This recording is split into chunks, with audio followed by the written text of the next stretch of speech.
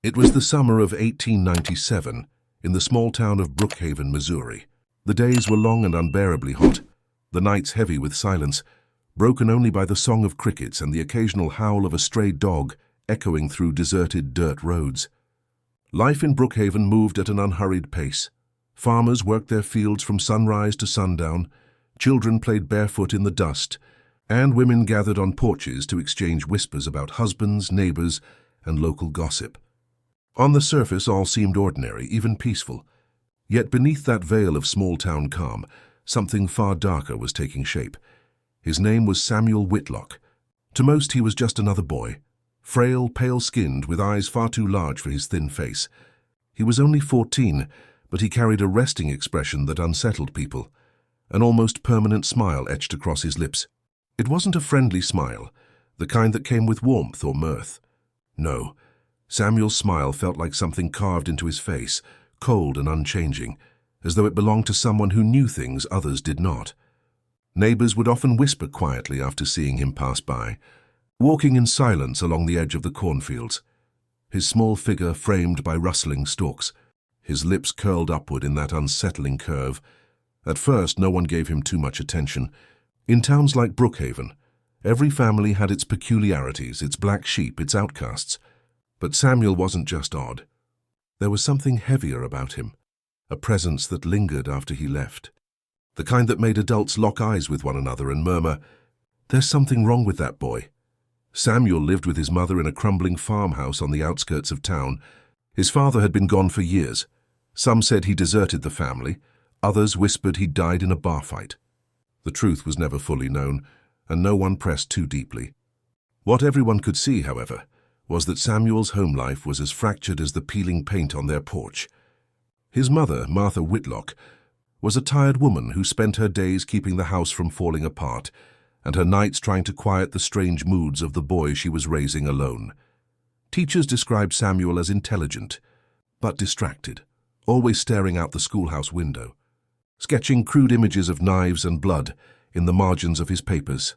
When classmates asked him why he drew such things, he only tilted his head, maintaining that disarming grin, and answered with a voice disturbingly calm, "Because it feels right." The first signs of his cruelty began with animals. Small things disappeared around Brookhaven: a neighbor's cat, a dog too trusting of strangers, chickens stolen from a yard. People assumed coyotes or foxes were to blame, but the truth was far more chilling. Behind the Whitlock barn, in the tall weeds where children rarely wandered, Samuel practiced his own quiet rituals, the slow dissection of life.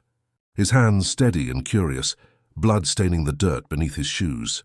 And though his victims never spoke, those who saw him afterward, wiping his hands on his trousers, swore that his smile seemed sharper, wider, as though feeding on the horror of what only he had witnessed. No one, at that point, could yet imagine where this darkness would lead. In 1897, crime was not something Brookhaven knew well. Fights in saloons, yes. The occasional robbery, sure. But murder, especially of the kind that leaves a mark on history, seemed unimaginable in their quiet corner of Missouri. Yet in the weeks that followed, the town would learn that Samuel Whitlock's smile was not just an oddity. It was a warning.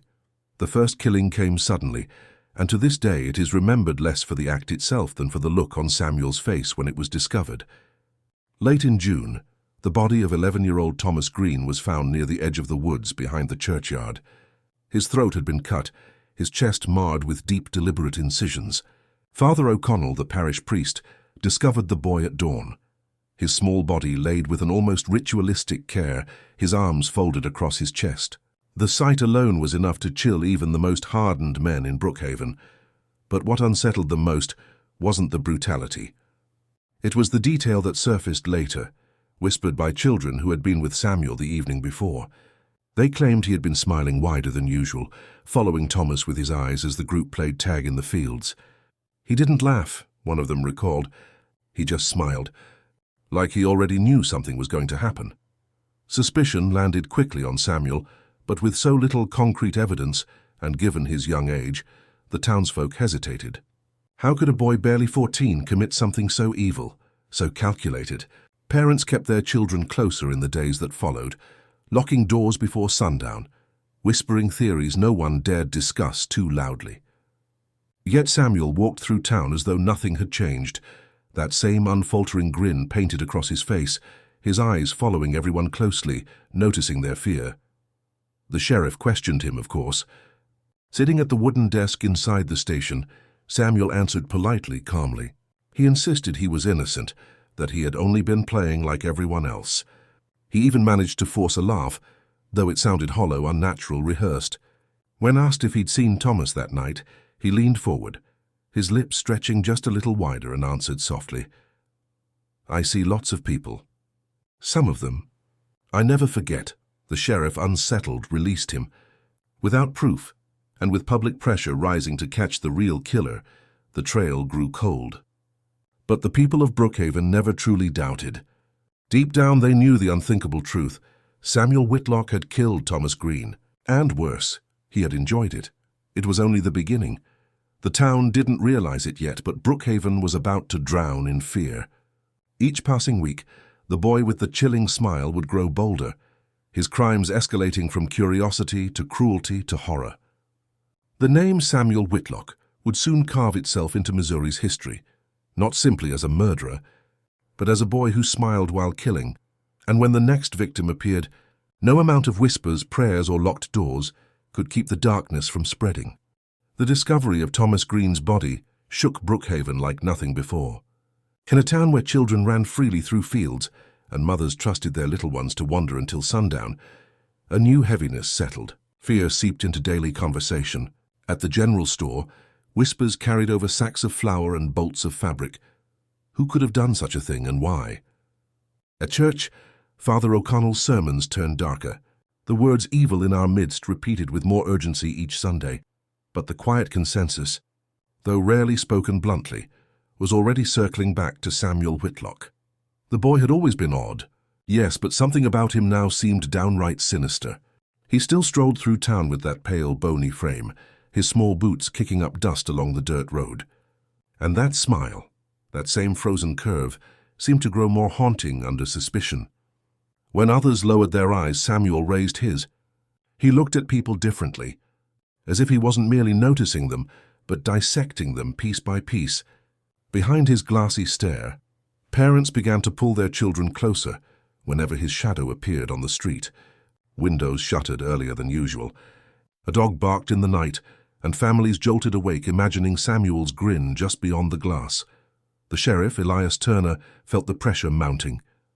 He was a man in his 50s, weathered from years of tending fields before working in law enforcement. But nothing he had seen, no drunken brawl, no bandit raid on a nearby farm, compared to the mutilation of young Thomas. Turner himself could not ignore what so many already suspected. Yet the law was a cage he was bound by, and suspicion alone could never lock Samuel away. So he watched him. Quietly, Turner asked neighbors where Samuel went at night. He noted the boy's odd behavior at school, kept a close eye whenever Samuel loitered near town square. But Samuel seemed aware of the scrutiny, because he left no evidence, only lingering unease wherever he stepped. One evening, under the fading glow of gas lamps, the sheriff spotted Samuel sitting alone at the edge of the creek. The boy held a stick, dragging it lazily across the water's surface. When Turner approached, boots sinking into the muddy bank, Samuel didn't flinch. He didn't even turn to look. Instead, with his back facing the sheriff, he spoke softly, almost as if reciting a thought. "You all think I killed him." The sheriff stopped short, thrown off by the boy's calm, matter-of-fact tone. "Why would you say that, son?" Turner asked. Finally, Samuel lifted his gaze from the water, slowly tilting his head to reveal that ever-present grin. "Because you're right." Then, after a long pause, he added through clenched teeth, "But you'll never prove it." Turner's blood ran cold. Was it a confession, a taunt, or nothing more than cruel imagination? Samuel only stood, brushed dirt from his trousers, and walked away, leaving the sheriff paralyzed on the creek's edge, wondering if he had just been mocked by a boy who knew himself untouchable. The town's unease soon turned to panic when another child went missing. 9-year-old Abigail Monroe failed to return home one cloudless afternoon in July.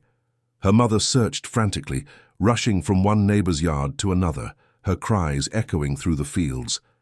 Soon half the town was out with lanterns, combing the woods, sweeping through barns, shouting her name into the growing night. It was past midnight when they found her. Abigail's small body was discovered deep in the fields, hidden between rows of tall corn. The cuts on her arms and face echoed those on Thomas Green. Her blood had soaked into the earth, forming dark stains that the farmers would remember every time they tilled that soil. What truly sickened those who found her was not just the violence, but the precision. There was intention in each wound, a disturbing patience carried out by hands too disciplined for any accident of rage. Whoever committed these murders did so with control, and just like before, suspicion rose instantly to Samuel. Whispers no longer stayed whispers. Mothers wept into their hands at the mention of his name. Fathers gathered at night in hushed meetings, debating what action they could take if the law refused to protect them. Some wanted to drive Samuel out of Brookhaven altogether. Others spoke with a darker edge, suggesting he deserved a more final consequence. But outwardly, Samuel appeared untouched by the storms circling him. Days after Abigail's funeral, the boy was seen standing near her family's home. He didn't speak to anyone, didn't acknowledge the grieving Munros, but neighbors swore they saw him watching, his lips turning up into that smile, his eyes tracing their tears as though savoring every drop. One older woman, Mrs. Dowell, claimed she confronted him. She approached with fury in her step and grief in her voice, asking him outright if he had done it. Samuel's response was chillingly casual. He leaned close enough for her to smell the iron on his breath and whispered, "Why ask me when you already know?" The story spread like wildfire after that, transforming the town's fear into something darker, dread. Brookhaven was no longer just afraid of Samuel Whitlock. They were convinced he enjoyed their fear. His presence was no longer simply unsettling. It was threatening, and still Samuel was untouchable. Turner had no evidence, no witnesses beyond terrified children too shaken to stand before the law. Samuel couldn't be tried on instinct alone, so the boy remained in Brookhaven, free to walk its dusty roads, his smile a taunt against an entire community paralyzed by terror. The summer dragged on, each sunset bringing new anxiety over who might vanish next. Parents no longer permitted their children to play freely in fields or woods. Farmers carried shotguns, not just for predators, but for the shadow of a boy they believed to be the true predator in their midst. And through it all, Samuel walked quietly, that smile never leaving his face, even as parents pulled their children behind them, even as grown men crossed to the other side of the road, even as shutters closed when he passed by. Some said he was broken from birth. Others believed the absence of his father and the harsh life with his mother had twisted him into a creature incapable of empathy. But the truth was even simpler. Samuel enjoyed what he did.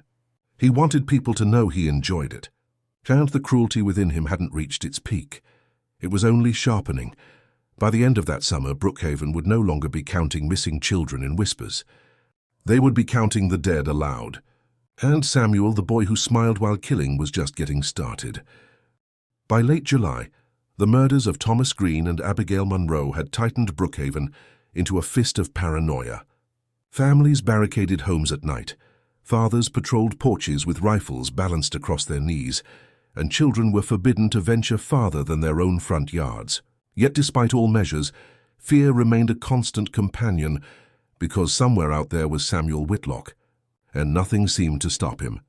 When people passed him on the street, they avoided his eyes but could feel them anyway, boring into them with a quiet intensity. His smile never faltered, and every tilt of his head seemed to suggest he knew the secrets they whispered in the dark, the plans they made in hushed voices. He was a boy among them, but he was no child. Brookhaven began to see him as something else, not a predator like the coyotes in the fields, but a sickness that walked in human form, wearing a smile too big for his face. The cruelty of his crimes carried a rhythm, one that hinted at deliberate timing. Weeks separated each killing, and it was always a child. The wounds matched. The staging matched. These were not random acts. They were part of something carefully constructed, though no one could understand why. Sheriff Turner studied what little evidence he could scrape together. He drew marks and notes on a worn ledger late into the night at his desk, candles burning low as sweat trickled down his temple in the summer heat.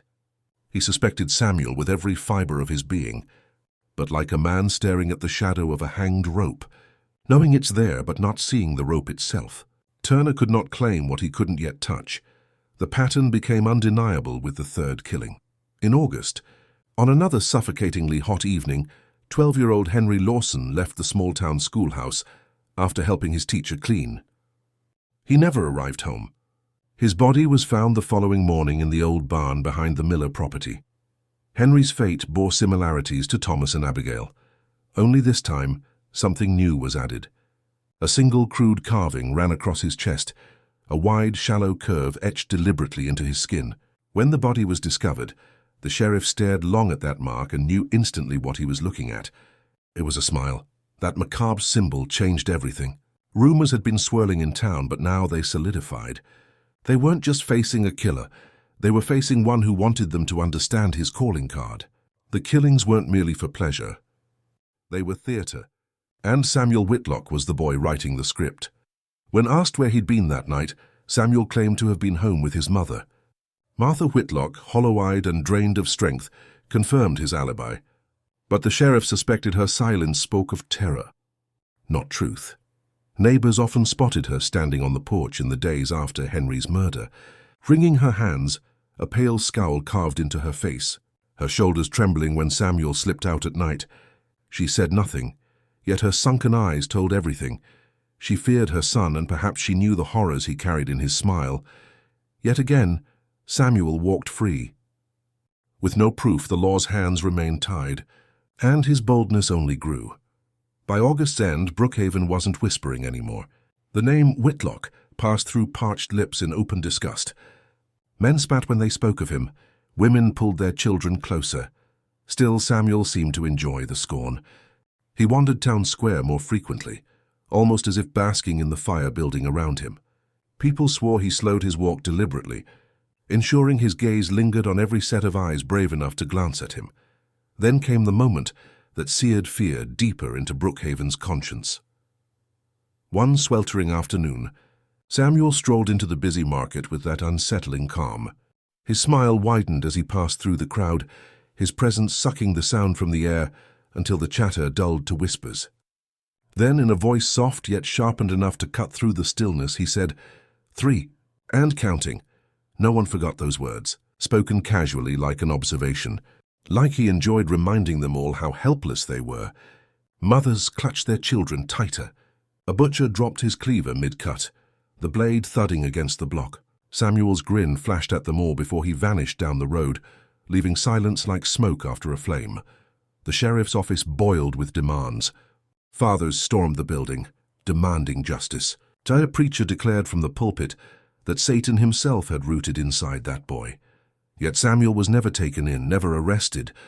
Turner feared it would shatter the fragile law of Brookhaven, because if Samuel were jailed without proof, some would storm the station to drag him out, and others would riot to demand blood. The law, thin as it was, had to hold, so Samuel roamed. And worse, he was learning. The gap between each killing shortened, the cruelty deepened, the staging more pronounced. Brookhaven no longer questioned if he would strike again, but when, and then came September. The late summer leaves began to curl brown. The heat remained, heavy and suffocating over the tattered landscape. Children had stopped playing entirely now. They stayed indoors, peering from windows, as though waiting for their names to be next. By then, Brookhaven had become a town orbiting one boy. Every decision, every fear, every prayer seemed to fold around Samuel Whitlock, and the grin that never faded. Even when he vanished into silence for days, the weight of him lingered, and when he resurfaced, he would leave another mark. The boy who smiled while killing was accelerating. And Brookhaven had only scratched the surface of the horror he was determined to unleash. By September, Brookhaven was no longer simply living in fear. It was beginning to fracture under the weight of it. Families who had lived side by side for generations now eyed one another with suspicion, as though betrayal and danger lurked not only in the boy with the smile, but in the silence of their neighbors. The murders of Thomas, Abigail, and Henry had reshaped daily life into a ritual of paranoia. Farmers no longer shouted greetings across fields. Men stopped gathering in taverns after long harvest days. Instead, every face seemed turned inward, every whisper sharper, every prayer more desperate. And at the center of every conversation was the same name, Samuel Whitlock. But the town could not agree on what to do. Some cried for his arrest, urging Sheriff Turner to take action despite the lack of evidence. Others demanded harsher measures, whispering of lynching, of chasing Samuel and his mother from Brookhaven, with fire and fists if need be. A smaller, quieter portion of the community cautioned restraint. They whispered that if Samuel were pushed, if the anger of the town exploded against him, his violence might escalate further. Turning a pattern of children's bodies into a massacre, none could stop. The sheriff listened to all of it and carried the burden heavily on his shoulders. He had no peace. At night, when others trembled in their homes, Turner sat on his porch with his revolver laid across his lap, staring into the dark fields, his mind shaking with the same question echoing across Brookhaven: when will he strike again? That question found its answer faster than they imagined. On the evening of September 10th, the Miller family prepared for supper inside their modest farmhouse at the edge of town. The meal had barely settled onto the table when their youngest, Clara, aged 10, failed to appear from where she'd been sent to gather water from the well. At first, her mother assumed she was stalling. Then minutes stretched into nearly half an hour. The food cooled untouched. Panic rose. Lanterns were lit. The search was swift, desperate, and tragically short. Clara's body was found just beyond the well, hidden in the tall grass, her white dress soaked crimson. And there, carved once again across her chest, lay the mark, a crude, wide smile etched by deliberate hands. This time, however, Samuel had not vanished unseen. Two teenage boys swore they'd spotted him only minutes before Clara disappeared. They had seen his thin figure tracing the edge of the Miller farm, his face lit by fading sun, his mouth curled in that unnerving grin. It wasn't proof, not enough to secure a trial. But in the minds of Brookhaven's people, it was undeniable confirmation of what they already believed. The town erupted. That night, dozens gathered outside the courthouse.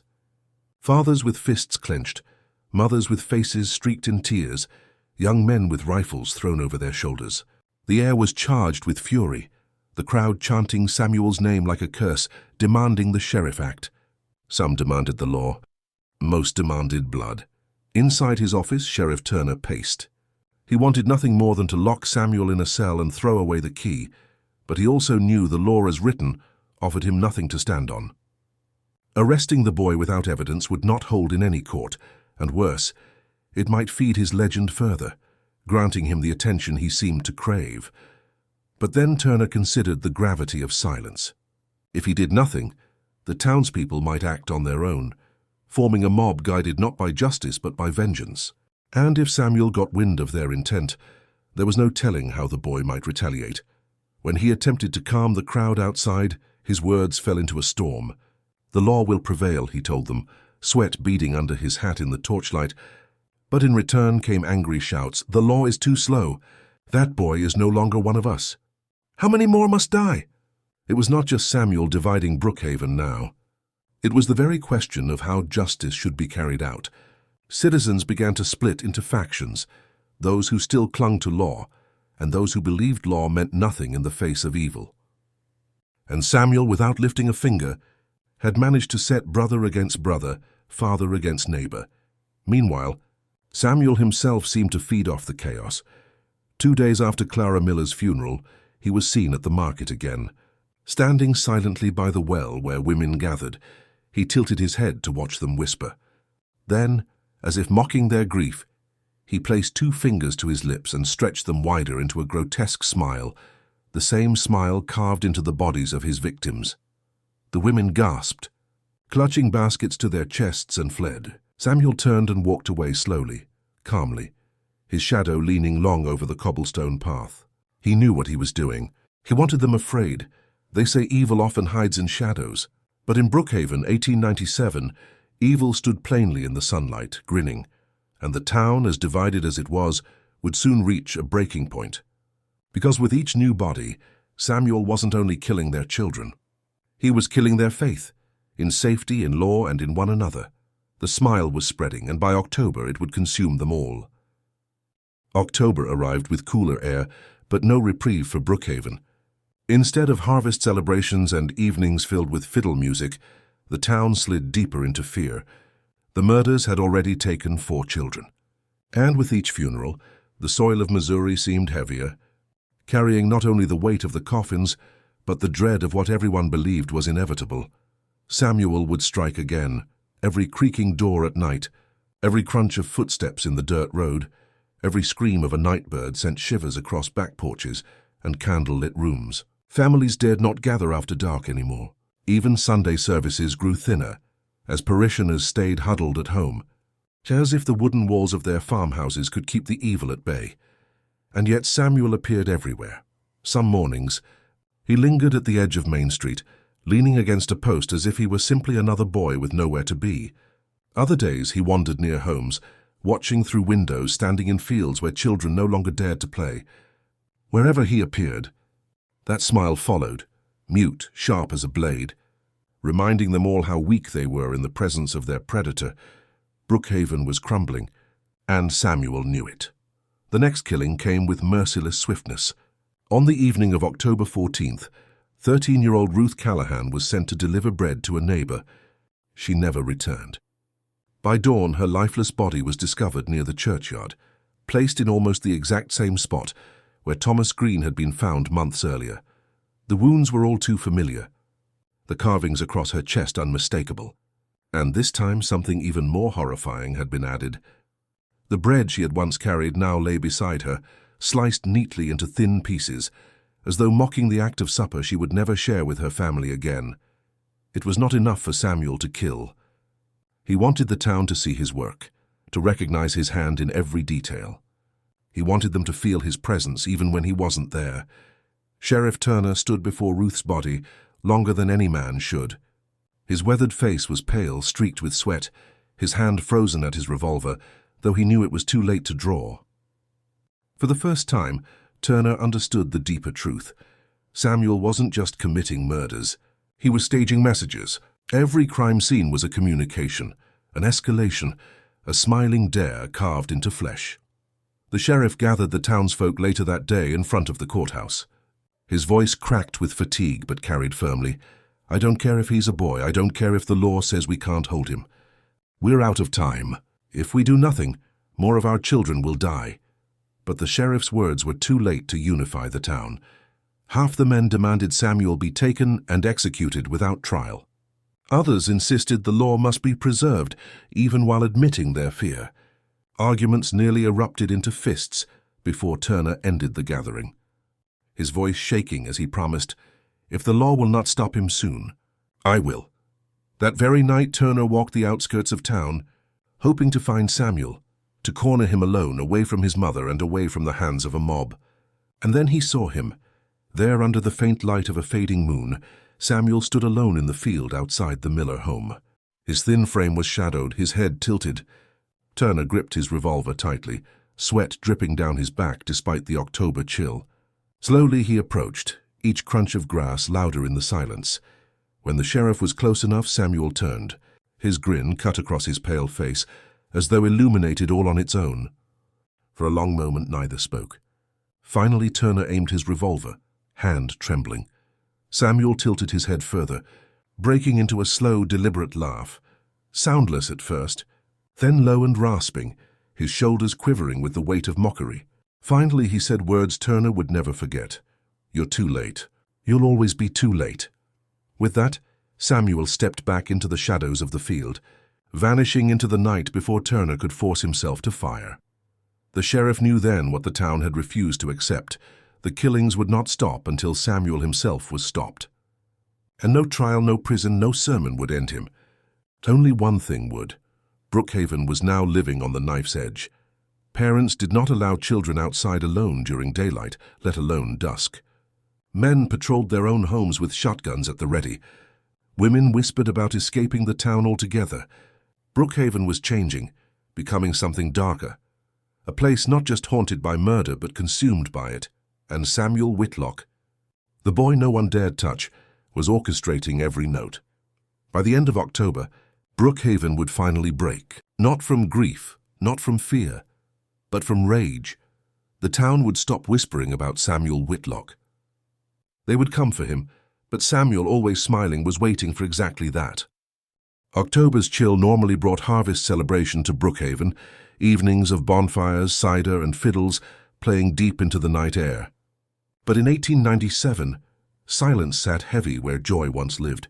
The town was trapped not by famine or fire, but by a single boy, Samuel Whitlock. His name carried like a curse whispered in the fields, his shadow stretching over every home, every prayer. Every sleepless night, after Ruth Callahan's death, Brookhaven was a powder keg waiting for a single spark. The people had buried too many children, and though no lawman or lawyer could lay official guilt on Samuel, everyone knew. They had seen the grin, felt his stare. They had heard the cryptic words he spat like poisoned seeds. 3, and counting. Now there were 4 dead, and that smile carved into the flesh of every victim made the connection undeniable. He wasn't hiding. He was daring them.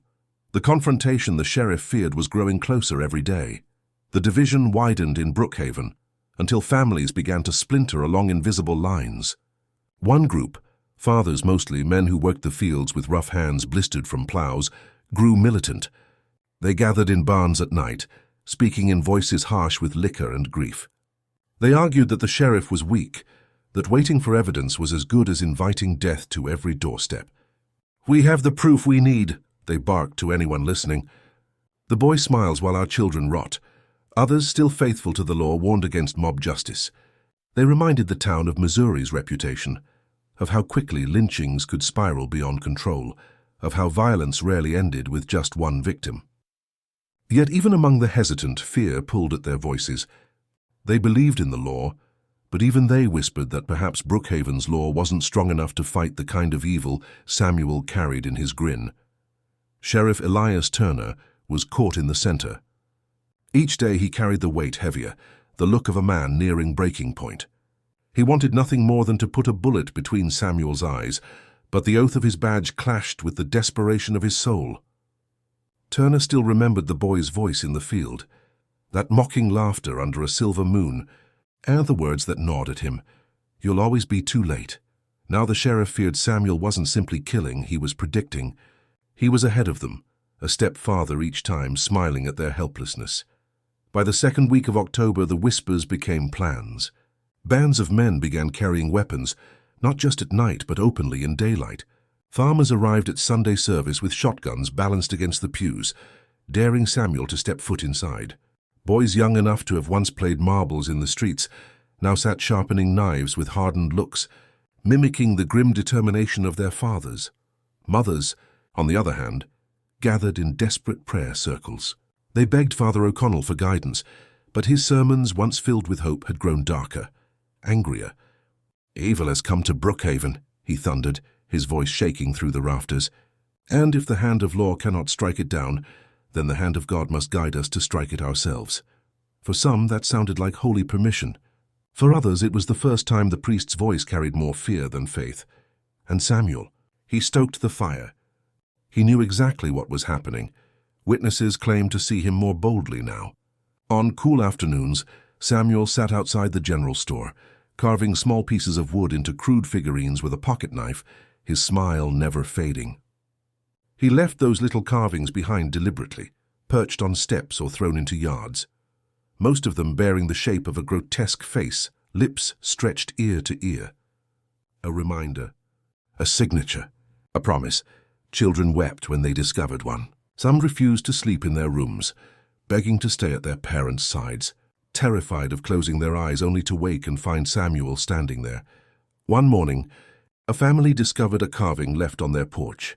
It was the shape of a small coffin, crudely made, the lid etched with that same wide smile. Their child, 10-year-old Mary, would go missing 3 days later. Her body was never found. That disappearance broke the dam. The town exploded. On October 20th, the men of Brookhaven gathered in the square for what they called justice, though it looked more like vengeance. Torches lit the air, rifles hunched against furious shoulders, and the crowd swelled with shouts that carried through every corner of town. Samuel Whitlock was not just under suspicion anymore. He was condemned. The sheriff faced them from the courthouse steps, his hand resting on the hilt of his revolver, his voice strained. "You can't take the law into your own hands," he pleaded, though even as he spoke his voice cracked, betraying that part of him which no longer believed his own words. But the men shouted back, "He's laughing at us." He's killing us, one child at a time. We'll hang him before the week is over. It was no longer a disagreement. It was war within the people of Brookhaven, and Samuel stood at the center, the eye of the storm, smiling silently as the town imploded around him. That very night, the mob marched toward the Whitlock farmhouse on the outskirts, torches in hand, rifles raised. The road was lined with frightened families who watched from porches torn between horror and grief as the crowd set out to kill a 14-year-old boy. Martha Whitlock had lived in misery long before Brookhaven turned against her. Tired, frail, worn by years of raising Samuel alone, she had defended him when forced, though with trembling lips and hollow eyes that betrayed the truth that she was terrified of her own son. Now staring out the cracked window of their farmhouse, lantern light falling across her anxious face, she knew what was coming. Samuel sat at the kitchen table in silence, half a loaf of bread unfinished at his side, idly running the edge of a knife across the table's surface. He hadn't asked about the noise outside. He hadn't asked about the gathering glow of torches in the distance. He simply smiled, dragging the steel slowly, deliberately into the wood, leaving deep scratches across its surface. His mother pleaded with him, her voice sharp with panic. "Samuel, you have to do something. You have to leave." He looked up, eyes glinting in the lamplight, his grin never faltering. "They'll come," he said softly. Then he leaned back in his chair, folding his arms like a guest awaiting company. "And I'll be ready." Martha's knees gave out where she stood. Her frail body collapsed to the floor as sobs escaped her chest. She begged him, begged her son to repent, to run, to give himself up, but Samuel only tilted his head, as if studying her like one of the animals he once cut open in secret. Then with a whisper he answered her cries, "I don't run. I smile." That night the mob surrounded the farmhouse. Torches hissed as their flames swayed in the cold wind. Boots and shouts trampled the silence. The voices rose in fury, chanting Samuel's name the way one calls out a monster in the woods, trying to frighten it into appearing. But Samuel did not peek out from the window. He did not cower. Instead, he stepped calmly out the front door, that pale, thin frame illuminated by orange fire. His lips etched with the infamous smile, his eyes gleaming like glass. He didn't flinch when rocks were thrown, when men shouted that the gallows were waiting, when rifles lifted in shaky hands. He just stood there, watching, grinning. The mob hesitated, just long enough for silence to spark doubt. For though every man despised him, though every woman wept for her lost children, the sight of a boy standing so calmly before death was enough to chill even vengeance. Samuel whispered something then, though few near the front heard it. His lips curled further and his voice hissed just above the crackle of torches. "You think this ends with me?" It slipped into the crowd like venom, seeding uncertainty where fury had lived, and in that pause Samuel smiled wider. The boy who had murdered their children now stood unconquered before them, unbroken by their rage, unafraid of their weapons, and slowly, Brookhaven realized the battle was no longer Samuel against the law, or Samuel against the people. It was Brookhaven against itself, and Samuel had already won. The October air was sharp, filled with smoke from the mob's torches. Brookhaven had reached the point of no return. What began as whispers over fences and muttered rumors in church pews had erupted into violence that no sheriff, no preacher, and no prayer could fully contain. The farmhouse of Samuel Whitlock stood like a crooked skeleton under the firelight, its wooden beams casting long shadows that stretched across the dirt. Men shouted curses, torches raised, their faces twisted with anger and grief.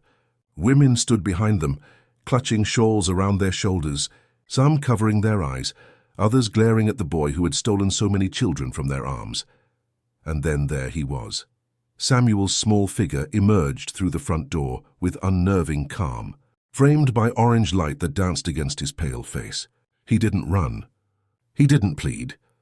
He stepped onto the porch as though he had been waiting all along. His lips parted into that signature grin, wide, sharp, unshaken.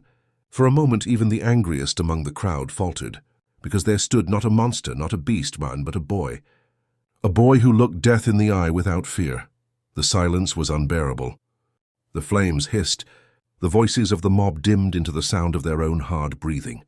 Samuel tilted his head, narrow shoulders rising and falling in the faintest laugh, though no sound left his throat.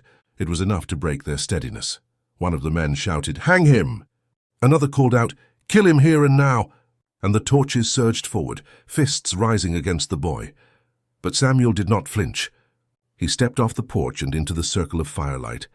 His eyes scanned every face in the crowd, resting on the fathers of the children he had killed, on the women still drenched in mourning. Then he spoke.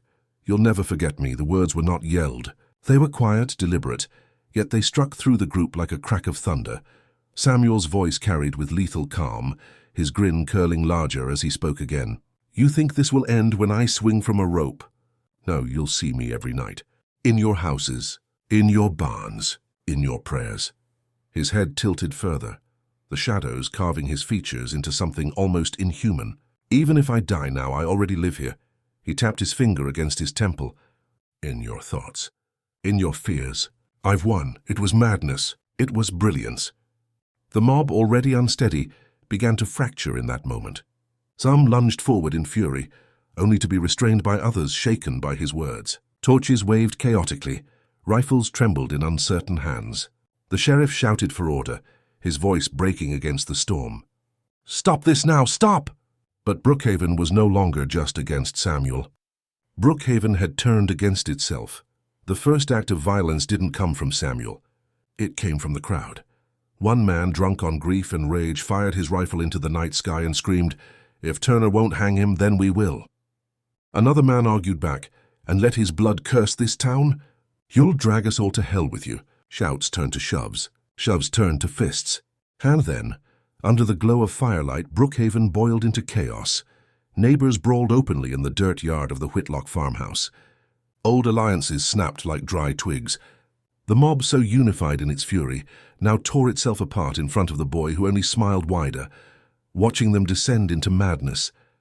His grin split white through the dark, like a blade flashing against the flames. Sheriff Turner struggled to hold order, slamming the butt of his revolver into the dirt and shouting over the chaos, but no one listened. His throat seared raw, his authority drowned beneath the roar of grief and violence. And through it all, Samuel stood untouched, the chaos swirling around him as though he were the conductor of a symphony only he understood. Martha Whitlock screamed from the porch, her frail body trembling as she pleaded for the men to leave. But even her voice faded under the brawl, swallowed by fists and curses. And then, as fights boiled and rifles wavered, came the moment of horror. A gun fired. Not into the air this time. The shot cracked through the crowd, echoing across the fields. Gasps split the mob as a man stumbled backward, clutching his chest before collapsing into the dirt. A father of three, not killed by Samuel, killed by Brookhaven's own fury. The shouting escalated into outright panic. More shots rang out. Men tackled one another. A torch was thrown, smashing against the farmhouse wall, flames licking hungrily up the dry wood. Mothers screamed, scrambling to pull their husbands out of the frenzy. The sheriff, choking on smoke and fear, darted into the chaos and wrapped his hands around Samuel's thin arm, dragging him backward from the burning farmhouse. Turner pulled him into the night, his grip iron around the boy's wrist. Samuel's face tilted upward toward him, that same insufferable grin twisting his lips in calm delight. "You see," Samuel whispered, his words cutting through the hammering noise. "I don't need to kill them. They'll do it for me." Turner's stomach turned to stone. For the first time, he felt not like a man pursuing a murderer, but like a pawn caught in a boy's game. The mob scattered as the fire consumed the Whitlock farmhouse, flames roaring like an omen. The crowd carried the dead father into town, their anger shattered not by Samuel's survival, but by the realization of what they had become. By the time dawn rose, Brookhaven lay splintered. Men bore cuts and bruises from neighbors they once trusted. The sheriff's authority was nothing but ash. The farmhouse was ruins, its skeleton smoking in the wind, and Samuel, despite it all, had survived. That day, some swore they saw him walking back into town alongside the sheriff, his hands free, his pace slow and calm. His lips stretched into the widest smile yet, one that seemed to say, "I didn't need to fight. You destroyed yourselves for me." Brookhaven would never recover from that night. Relationships had been broken. Faith had faltered. And now more than ever, the town realized the truth. Samuel Whitlock's power wasn't only in the blood he spilled, it was in the fear he grew. And as October turned deadly colder, still more blood would come, because Samuel was far from finished. The morning after the fire, Brookhaven awoke to smoke still rising from the ruins of the Whitlock farmhouse. The stench of charred wood clung heavy in the air, mingling with the sour fragments of guilt and violence from the night before. The mob that sought justice had left destruction in its wake, yet justice itself had slipped further away. Samuel hadn't been hanged. He hadn't been exiled. Instead, he returned to town under the escort of Sheriff Elias Turner, walking through the dirt streets with his hands free, his thin chest rising steady, his face carved into that eternal smile. He looked less like a boy brought to answer for death, and more like a conquering king returning from war, a victor who hadn't lifted a weapon, yet had left a trail of ruin behind him. The townsfolk fell silent as he passed. Some spat into the dirt, some clutched children against their skirts. Many simply turned their faces, ashamed of what they had done, and terrified of what Samuel would do next. Turner marched him to the jailhouse, every bootstep heavy, every glance at the boy beside him weighing on his soul. He slammed the barred door shut, locking Samuel in, though even that action gave no relief. The boy's grin only widened as he sat cross-legged on the wooden bunk, leaning back against the wall as though this was nothing more than another step in his game. That expression gnawed at Turner throughout the day. He tried paperwork, tried pouring stiff coffee, tried to steady his breath, but each time he looked through the bars, Samuel was there, eyes gleaming, grin undiminished. Finally, as the sun dipped low, the sheriff stepped forward and said the words he had carried too long in silence. "Why, Samuel? Why them? Why the children?" At first, Samuel didn't answer. He toyed with a piece of straw between his fingers, gaze unfocused. Then he tilted his head sideways, lips curling higher. "Because they scream better." His answer, flat and lifeless, carved ice down Turner's spine. Samuel continued after a beat. "Adults fight. They make noise. They resist. But children..." He let the grin take its full shape before whispering, "Children give fear honestly." Turner slammed his hand against the bars, rattling the cell door with sudden fury. "You're nothing but a coward hiding behind smiles." Samuel's gaze narrowed slightly, though the grin did not fade. "And yet, Sheriff, I'm the one who decides who sleeps tonight and who doesn't wake up." His voice lowered into something sharper. "You can't stop me. None of you can. That's why you burn your own houses down before you touch me. That's why you fight each other." The sheriff turned away, jaw clenched so tightly his teeth ached. It was true. Brookhaven was unraveling. The boy who should have been powerless stood at its center like a puppeteer. That evening, Turner sat alone in his office long after the lamps dimmed.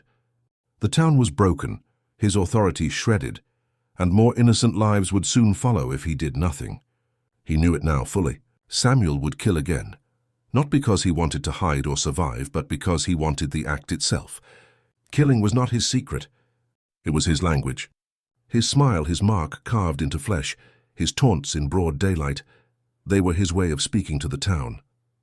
And Brookhaven had heard him loud and clear. The law no longer mattered. Samuel had no fear of courts, no shame for his crimes. The sheriff himself had heard what he admitted in that cell, not even as a confession, but a boast. Turner gripped the revolver laid across his desk, hand trembling. He had dedicated his life to upholding the law. But now the law stood between Brookhaven's children and a monster who didn't hide the blood on his hands. For the first time since donning the badge, Turner considered becoming executioner instead of protector. He imagined walking back into that cell, lifting the revolver, placing the muzzle against Samuel's head, and ending the nightmare with one pull of the trigger. Quick, final. The smile gone forever, but his hand froze each time it inched toward the gun. Because though the urge screamed in his chest, there was something else gnawing deeper. Fear. Not fear of killing, no. Fear of what that boy would do in his final moments. Would Samuel laugh at him as the bullet left the chamber? Would his last glance prove him right, that even in death he had already won? Elias Turner felt himself shrinking under the shadow of a 14-year-old boy. Meanwhile, the people of Brookhaven didn't sleep. Fathers paced floors with rifles tense in hand. Mothers clutched children to their sides. Neighbors avoided one another, each privately swallowing dread. The mob's failed justice had only worsened matters.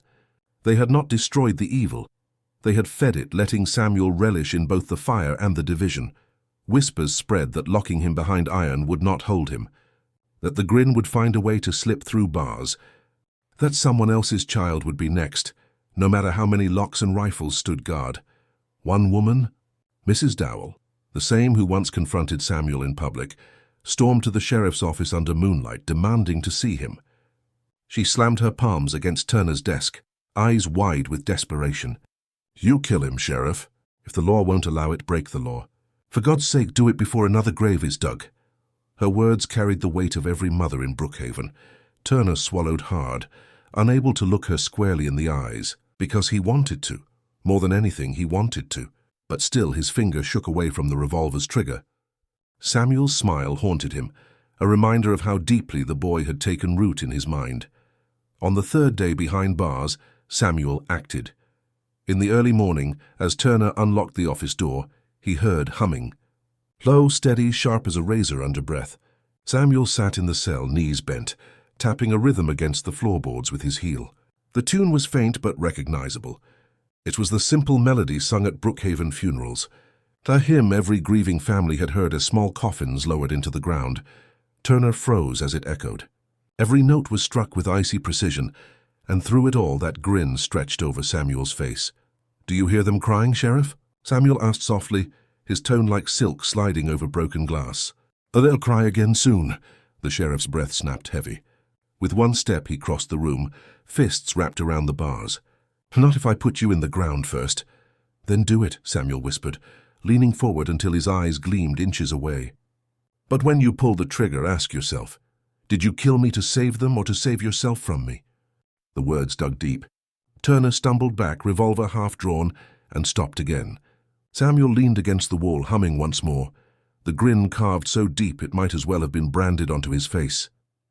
That night, Turner sat again, staring at his revolver, the weight heavier than steel. He could end it. One bullet, silence at last. But another voice gnawed through his mind, Samuel's voice. "Even if I die now, I already live here," and Turner began to fear the truth. That Samuel was right. Killing him might not end the horror. Killing him might only make the smile eternal. Brookhaven continued to fracture. Some demanded Samuel's death. Others claimed killing him would curse the town forever. Families turned against one another, more divided than at any point before. All while Samuel lay in wait, humming his funeral tune, smiling at the bars that should have made him powerless, but only seemed to make him stronger. The sheriff stood at his breaking point. The choice was no longer between law and justice. It was between sanity and surrender. Between the badge and the gun, and soon Elias Turner would decide. The cell door rattled in the night as Samuel shifted on his bunk, humming the same funeral hymn that had tormented the sheriff for days.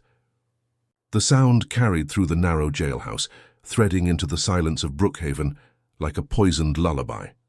No one slept anymore. Even those who didn't hear the hymn swore they felt it, an echo of death moving in the air.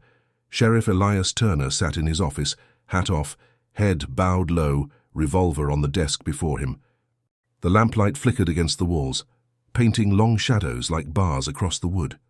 His eyes were bloodshot from sleepless nights, his mind torn between duty and desperation. The boy had broken him, not with fists, not with knives, but with words, with smiles, with the certainty of coming death. The people of Brookhaven had stopped speaking about if Samuel would kill again. They spoke only of when and who. Mothers clutched their children closer than ever. Fathers kept weapons cocked and polished, but there was no peace to be found. The town had already lost 5 lives, maybe more, and each morning arrived with the same question: who would be next? Turner could feel it in his bones. If Samuel remained alive, another coffin would soon join the others. But still, the sheriff hesitated. On the 4th night of Samuel's imprisonment, Turner awoke from a dreamless half-sleep at his desk to a sound that froze the blood in his veins. Laughter. It was soft at first, drifting from the cell like a chill breeze. But it thickened, grew sharper, filled with something guttural that rattled in the throat of the boy behind bars. It wasn't joyous laughter. It was cruel, deliberate, mocking, the sound of someone savoring the unraveling of another man's mind. Turner gripped his revolver, stumbling to his feet, slamming the office door open. Samuel sat upright on the bunk, shoulders shaking in mirth, his grin so wide it looked carved into flesh. "What are you laughing at?" Turner demanded, voice cracking. Samuel dragged his hand across his mouth, barely stifling his chuckles before replying in a voice low and venomous, "At you." He leaned forward, his face pressed close to the bars. "You sit here night after night, revolver always by your hand, whispering to yourself that you'll end me. But you won't. You can't. Because deep down you know, even if this body dies, I've already planted myself in you." "Stop!" Turner snapped, slamming the butt of his gun against the bars. "Just stop." But Samuel's smile only widened. "Tell me, Sheriff, how many times have you pictured pulling that trigger? How many times have you seen my blood on your hands?" His voice dropped almost to a hiss. "And tell me, why does that thought make you smile too?"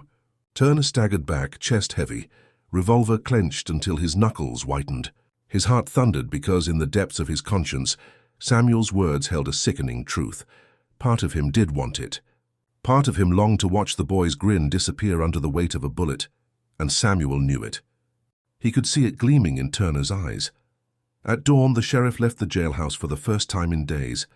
He walked through Brookhaven's dirt streets, each home shuttered, smoke limp from chimneys, silence hanging like a noose. A few faces peeked from behind curtains, hollow, tired, hopeless. The men no longer asked if. They asked only when Turner would finally kill the boy. By midday, Elias gathered the town in front of the courthouse. His voice cracked at first, but steadied as he spoke. "You put your trust in me as sheriff. You gave me this badge, believing I would protect you. But I haven't protected anything. 5 children are dead. Families torn apart, and fear has corroded every one of us. The law hasn't worked. I know it, and you know it. And it won't work on him.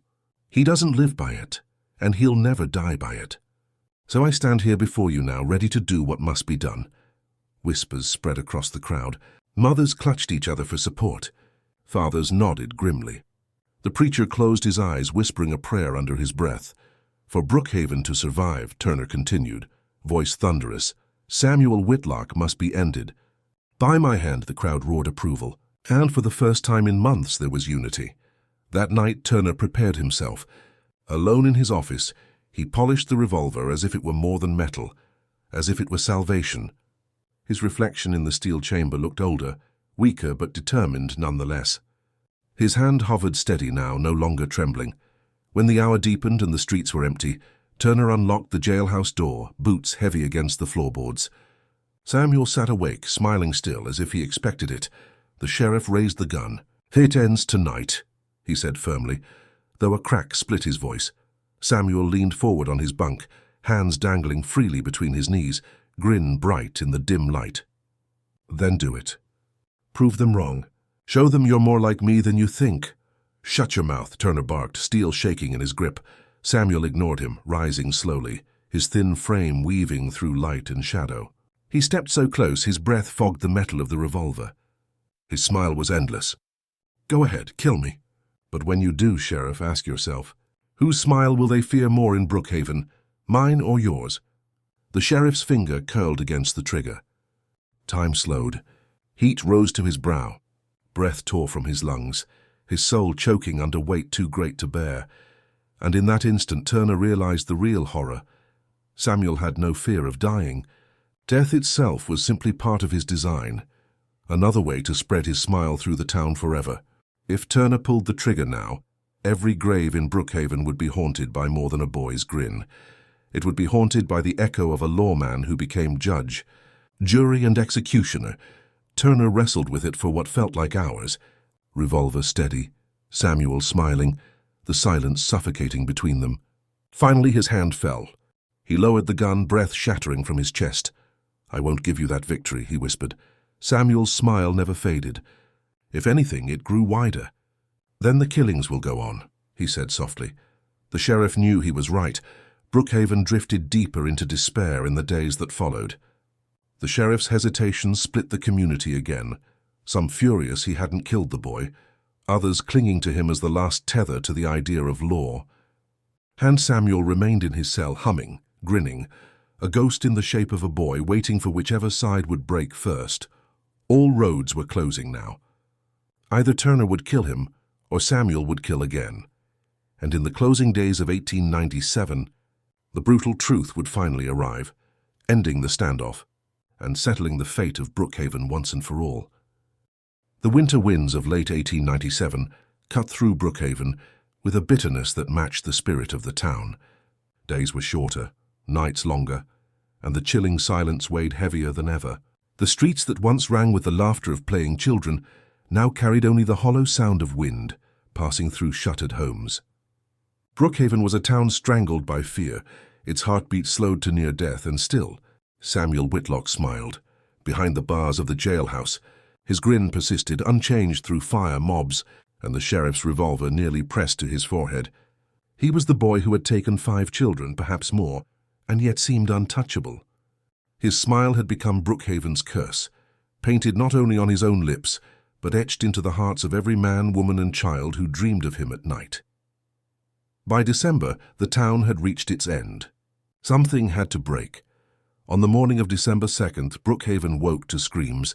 Their mother, Mrs. Monroe, who had already buried her daughter Abigail months earlier, found her youngest son missing from his bed.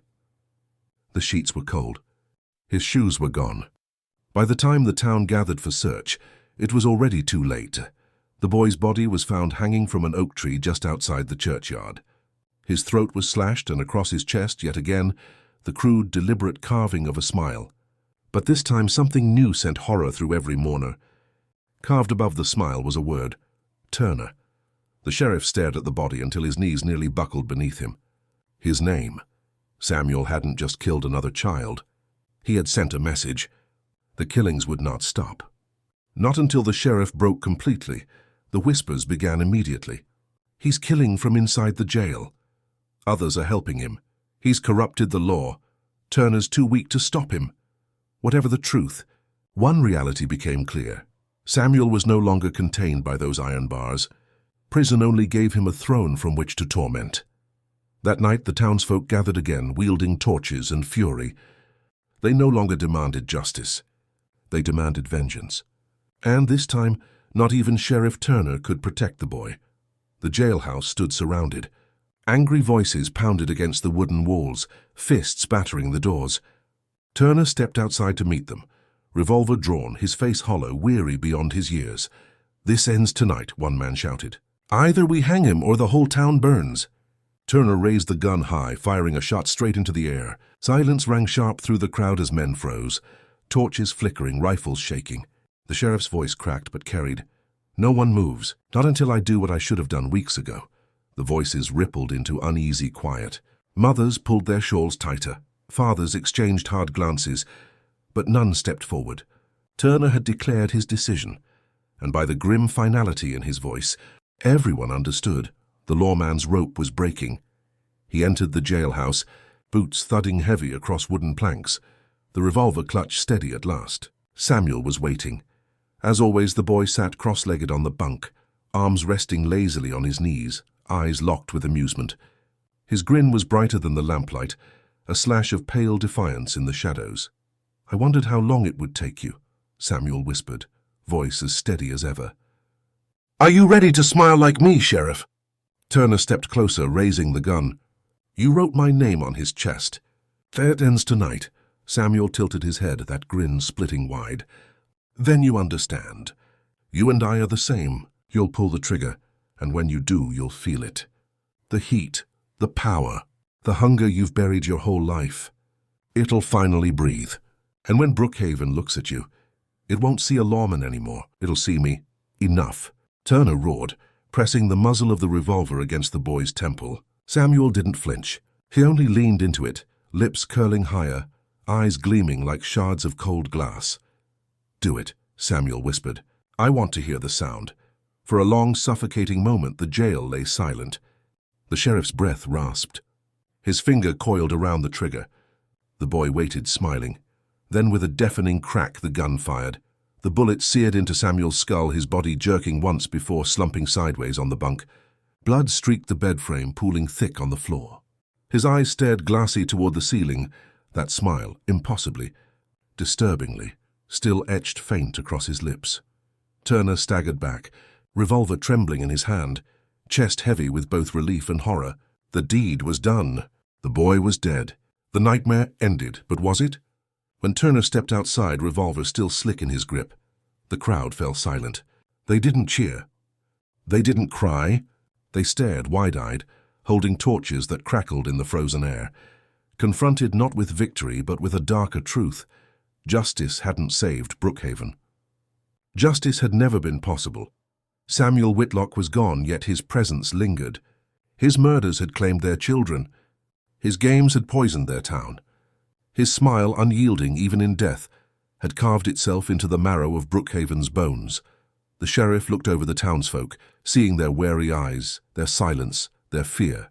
And in that silence, he understood Samuel's most horrifying victory. His death wasn't the end. It was only the beginning of legend. The boy who smiled while killing would forever haunt Brookhaven, no longer in flesh, but in memory. In the years that followed, whispers persisted. Some swore they could still hear the funeral hymn humming softly on cold nights. Others claimed to glimpse a grin in the shadows of barns, or in reflections on darkened windows. Mothers told their children to come inside before sundown, not because of wolves or strangers, but because of Samuel. The graves of Thomas Green, Abigail Monroe, Henry Lawson, Clara Miller, Ruth Callahan, and young Jacob Monroe stood as eternal reminders of the year Brookhaven lost its innocence. And Samuel's grave, unmarked and buried far outside town, never grew grass. Only weeds curled there, bending against the Missouri wind. Sheriff Elias Turner never wore his badge the same again. He fulfilled his duty, yes, but the haunted look in his eyes told everyone the truth. When he pulled the trigger that night, a part of Samuel had entered him too. Like poison in the blood, lingering, and so the story of Samuel Whitlock became more than crime, more than murder. It became a myth, a legend whispered across generations. The boy who smiled while killing, a boy whose grin outlived him, a boy whose shadow never faded, a boy who left Brookhaven forever broken. Every family hides secrets, some so dark they should never see the light of day. Here, we open the doors to those shadowed pasts, uncovering hidden crimes, silent pacts, and stories that echo like ghosts through the halls of memory. If you've made it this far, it means you also carry that forbidden curiosity. So don't hesitate. Subscribe to the channel now, turn on the bell, and follow our next revelations. Because every day, new secrets emerge, and only those who dare to face the truth remain to hear them.